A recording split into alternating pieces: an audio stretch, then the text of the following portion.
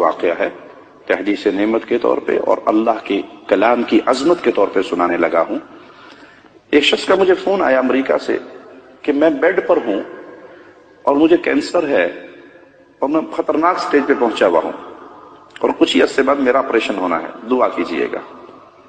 میرے پاس اس کی ٹیلی phone call بھی ریکارڈ ہے۔ تو میں نے کہا بھائی اللہ تجھے شفا دے، تو بیڈ پہ پڑا ہے، کچھ کر نہیں سکتا، سونے کے علاوہ جب تو اٹھے نماز پڑھنی ہے، کھانا کھانا ہے اور سونا ہے، اور تو تجھے کام کوئی نہیں، مستقل اپنی زبان پہ سورۃ فاتحہ کا ورد شروع کر دے آج سے، مستقل سورۃ فاتحہ پڑھ، جتنا تجھے ٹائم ملے، روز 10 گھنٹے پڑھ سکتا ہے، 15 گھنٹے پڑھ سکتا ہے، 12 گھنٹے پڑھ سکتا ہے، اس کو اپنا وظیفہ بنا، یہ تیرے لیے علاج ہے۔ رسول اللہ نے اس کو شفا کہا صلی اللہ علیہ وسلم۔ چند مہینے کے بعد اس کا مجھے یاد نہیں ہے 2 مہینے گزرے یا 1 مہینہ گزرا، اس کی مجھے دوبارہ کال آئی، کہا شیخ آپ نے مجھے سورۃ فاتحہ کا کہا تھا، واللہ میں نے اس دن سے اپنی 24 گھنٹے کی روٹین سورۃ فاتحہ بنائی، جب میں بیدار ہوتا میری زبان پہ فاتحہ ہوتی، جب میرا آپریشن کا وقت آیا اور اس سے پہلے ٹیسٹ وغیرہ کرنے تھے وہ کیے، میرا مرض بالکل ختم ہو چکا تھا۔ اس کو اللہ کے نبی نے شفا کہا ہے۔ آپ 24 گھنٹے کے پیچھے کیوں دوڑتے ہیں؟ آپ کے پاس جواہر ہیں، ہیرے ہیں، فاتحہ کو پڑھیں۔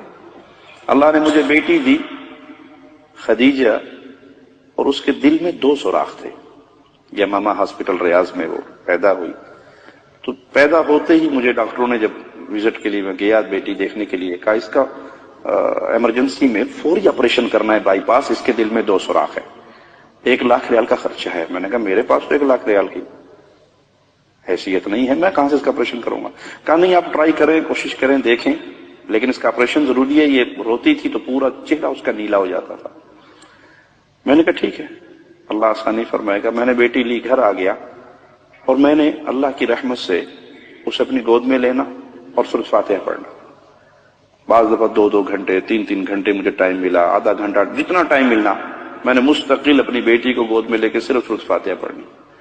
مجھے یاد نہیں کہ وہ 20-21 دن کے بعد دوبارہ یا مہینے کے بعد دوبارہ ہاسپٹل لے کر گیا تو فائل اسی بچی کی تھی، ڈاکٹر چینج تھے۔ اب وہ مشین سکرین پہ ایکو کر رہے ہیں، نیچے فائل دیکھ رہے ہیں اور اس سکرین کو غور سے دیکھ رہے ہیں۔ مجھے کہتے کہاں سے علاج کروایا آپ نے؟ میں نے کہا کہیں سے نہیں بھی کروایا۔ کہا تو اس کے 2 سوراخ بند ہو چکے ہیں، بالکل ٹھیک ہوگی، نارمل ہوگی ماشاءاللہ۔ میں نے کہا کچھ نہیں کروایا، صرف سورۃ فاتحہ پڑھ کے دم کیا۔ ہڈیوں کے پیچھے پڑے ہوئے ہیں، کوئی دھاگوں کے پیچھے پڑا ہوا ہے، کوئی پیر کے تھوک چاٹنے تک کے پیچھے پڑے ہوئے کہ بابا تھوکی چھوڑ دینا، ساڈا کام پار، بابا سوٹا مار دے، کئی بابے سوٹے والے ہیں، سوٹا مار دے، بس سوٹے سے ہمارا کام۔ اس حد تک ہمارا عقیدہ کمزور ہو گیا۔ ابن مسعود نے اپنی بیوی کے گلے میں اس دھاگے کو برداشت نہیں کیا، توڑ کر اعلان کیا ابن مسعود کا گھرانہ شرک سے پاک ہے، دھاگا باندھنے کو شرک قرار دیا۔ تو بھائی اگر کوئی تکلیف ہو، جس گھر میں سورۃ فاتحہ بقرہ پڑھی جائے شیطان بھاگ جاتا ہے، مستقل پڑھے، روزانہ پڑھے، تو جواب کیا ملے گا؟ مولوی صاحب 2.25 پارے پڑھے کون؟ اصل مسئلہ یہ ہے، ہم لگ گئے ہیں رشوت پہ کہ کسی مولوی کو پیسے دو اور ریڈی میڈ تیار شدہ پھوکے پھاکے مارے مرائے ٹرینڈ چیز ہمیں تیار ریڈی میڈ مل جائے اور جا کے استعمال کر لیں۔